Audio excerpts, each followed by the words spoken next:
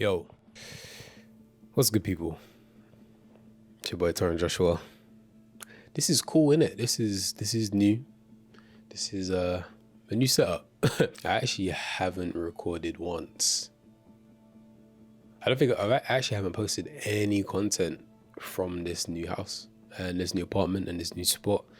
And that's crazy because I've been here for pretty much nearly 7 months now. July, August, September, October, November, December, January, February. Yeah. Eight, nearly 9 months. And this has probably been one of the most interesting periods of my life. Graduated uni, got my first full-time job, quit that full-time job and went fully self-employed. I launched a business, like a legit company. Shot some amazing projects, worked with YouTube, worked with influencers, did some work with some of the Real Housewives, did some stuff for Manchester City Council. Like, I don't know, I just feel like career-wise, it's been one of the most interesting and I guess it's validating as well. I think that's a huge part. Just knowing that what I'm actually doing is stuff that people see as relevant stuff and big opportunities. It's easy when you're living in that moment to kind of not actually see it that way. So yeah, I don't really have any particular reason why I'm recording today. I feel like one of the things that would be interesting to talk about is that it's that feeling that sometimes you don't have anything to say, and trying to not trick yourself, but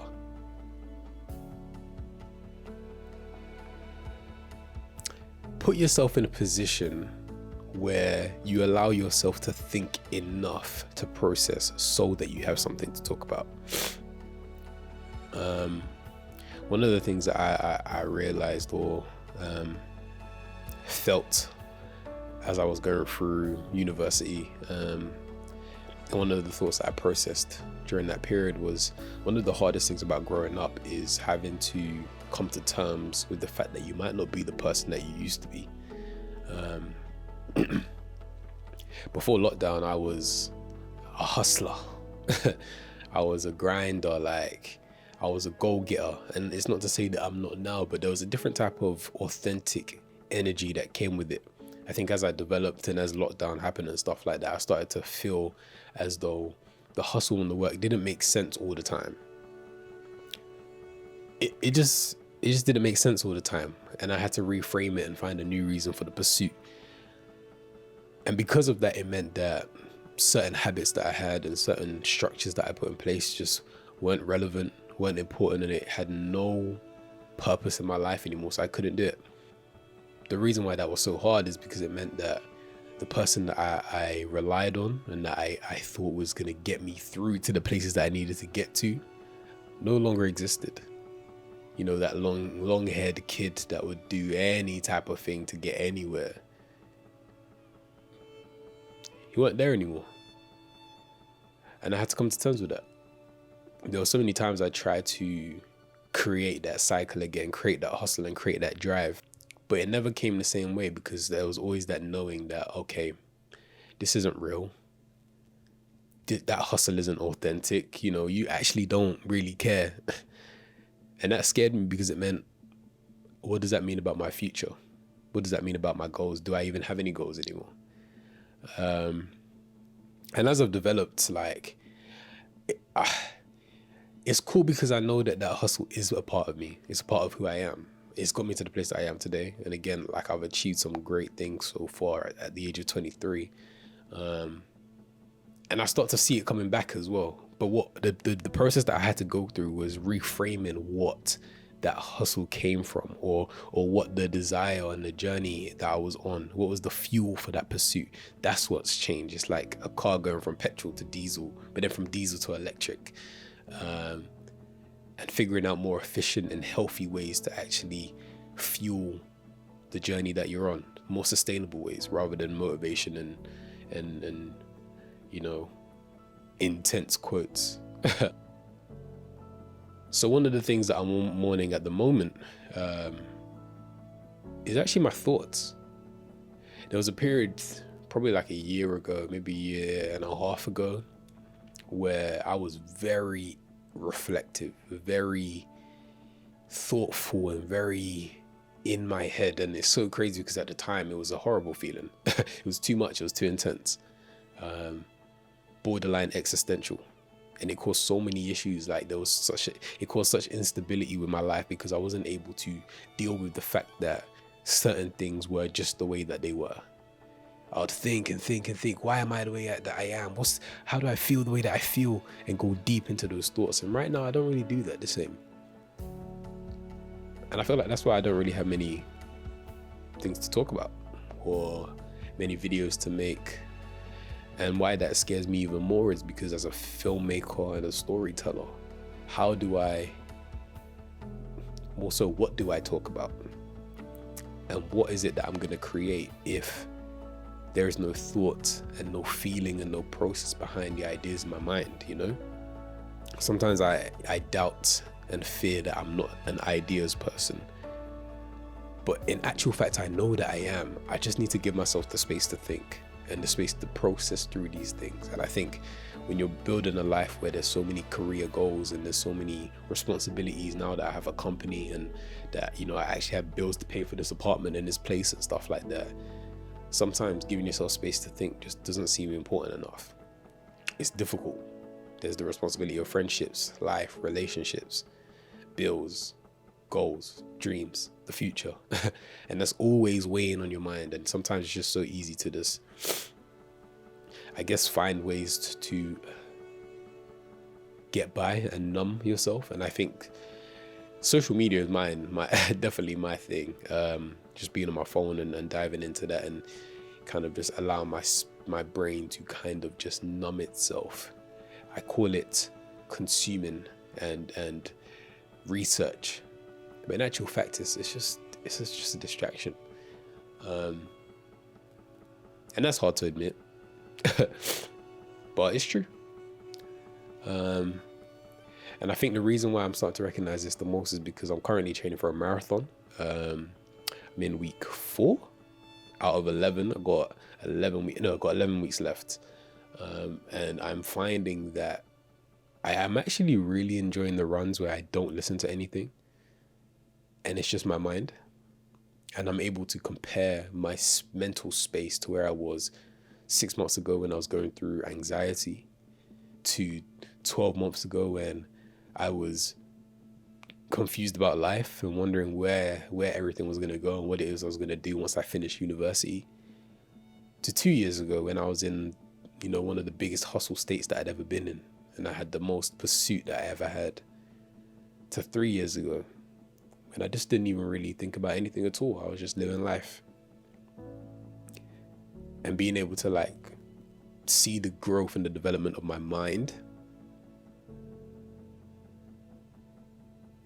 it's crazy.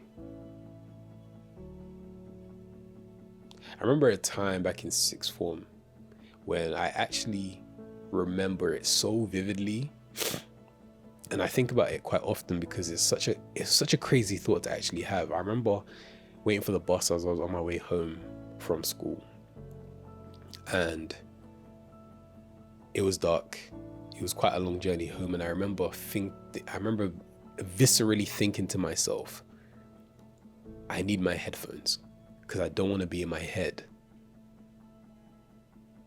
You know, someone that's as introspective as myself, I'm surprised that was ever a part of who I was, that I couldn't be inside of my own head. But now that I think about it, I feel like to some level that I am like that now.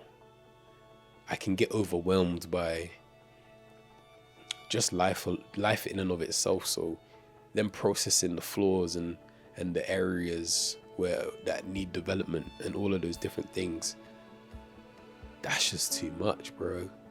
But now I found ways to deal with it that creates the noise that feels healthy and also feels argued for, which is the issue. I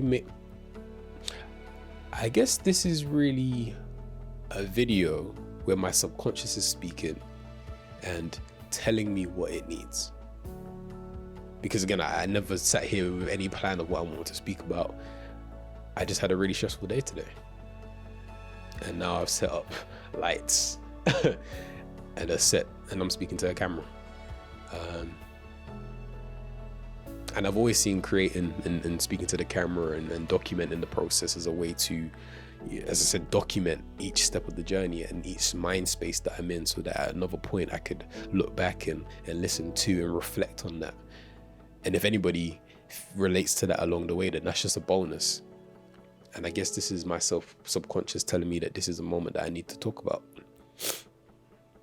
What am I doing to really process who I am? What am I doing to really process my thoughts? How am I developing my thoughts?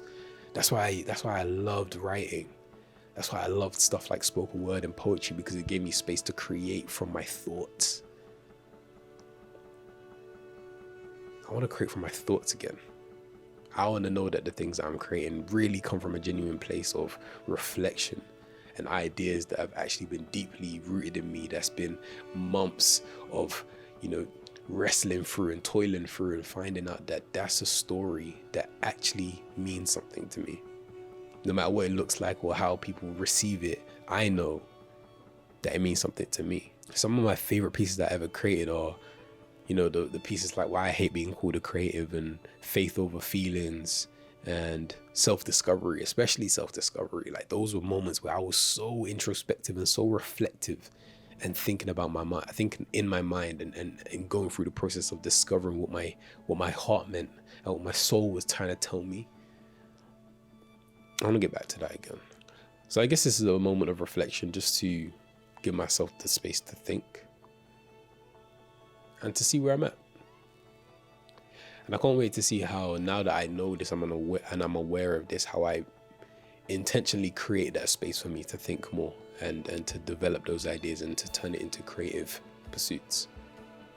Especially now that my skills have developed, my eye has developed, my gear and my equipment has developed, and my time has developed too. I am in a space where I have more control of my time than I've ever had, to some degree. So I can't wait to see how I create that space for me. And I just thank God for the journey that He's continuing to take me on and the way that He's developing me. I feel more connected to the voice that He's given me and that I'm learning about. I'm figuring out the message that I want to speak to people about storytelling and the impact that it has and it can make, and the change that it can create. I just want to make sure along the way that I can always know that I am constantly reflecting on who it is that I am, so that as much as I'm living my life, I can be a participant in viewing my development too, just like everybody else. So yeah, that's it really.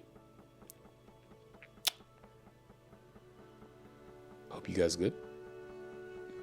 I hope you enjoyed this video. I hope someone could connect with this. I hope this provides some sort of, point to the story that I am living, and can provide some value to you too. So keep creating space for your thoughts to develop. Keep creating space for, the spirit that God's given you to speak. That's what devotion really looks like. That's what worship really looks like. Creating the space for the Spirit to speak. Yeah. It's been your boy, Taryn Joshua. I'll see you in the next one. Peace.